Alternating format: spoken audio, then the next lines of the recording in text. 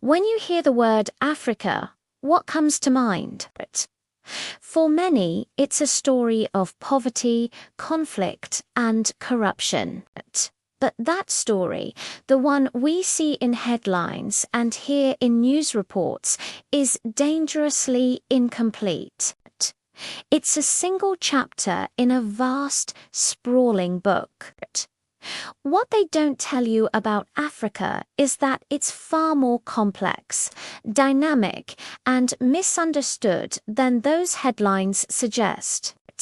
And until we start telling the full story, Africa will always be judged unfairly, its potential will be overlooked, and its people will be defined by problems they didn't create. This isn't just about changing perceptions, it's about seeing the world as it truly is. Let's get one thing straight right away. Africa is not a country. It's a continent of 54 distinct nations, thousands of vibrant cultures, and over 2,000 languages. To speak of Africa as one monolithic place is not just inaccurate, it's a profound disservice. The economic progress happening in Ethiopia, with its rapid industrialization, is a world away from the tech-driven growth in Ghana. The stable, democratic governance in Botswana, consistently ranked as one of the least corrupt countries on the continent, bears no resemblance to the political challenges in South Sudan. When we lump everything together, when we speak of Africa as one place, we commit to grave errors. First, we ignore the incredible successes.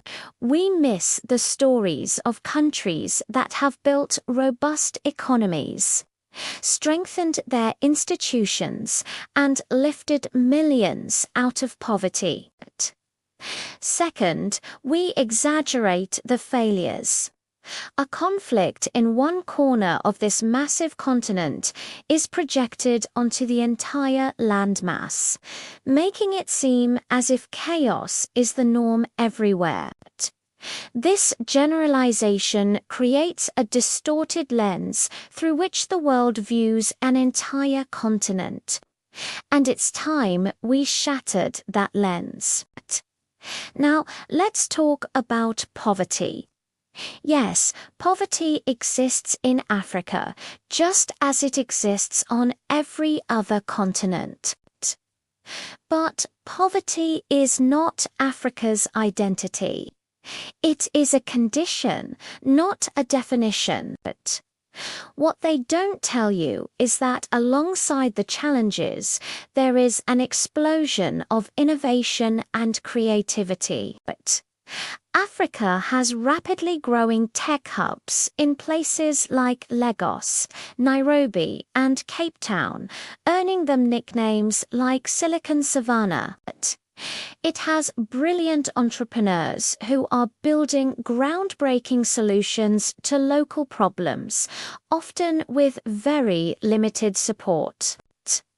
Think of mobile money systems that revolutionized banking for millions, or drone delivery services bringing medical supplies to remote villages. Africa's creative industries, from Nollywood in Nigeria to the global rise of Afrobeats and Amapiano, are influencing art, music, and fashion worldwide.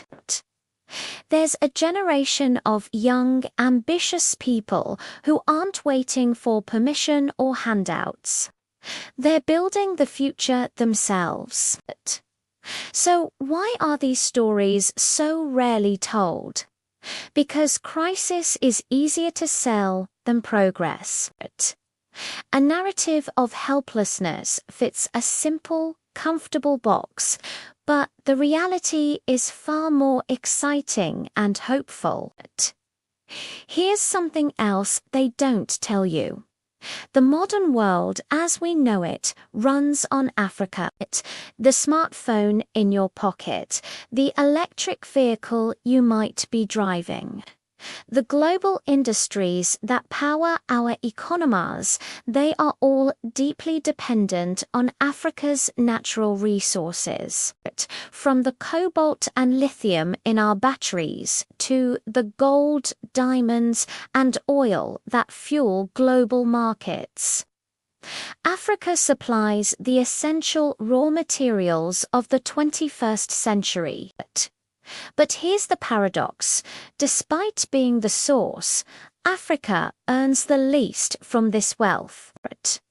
The raw materials are extracted and exported for a low price. And the real value, the massive profits, is added elsewhere in factories and refineries across the globe. Africa is not excluded from the global economy. It is fundamentally underpaid within it.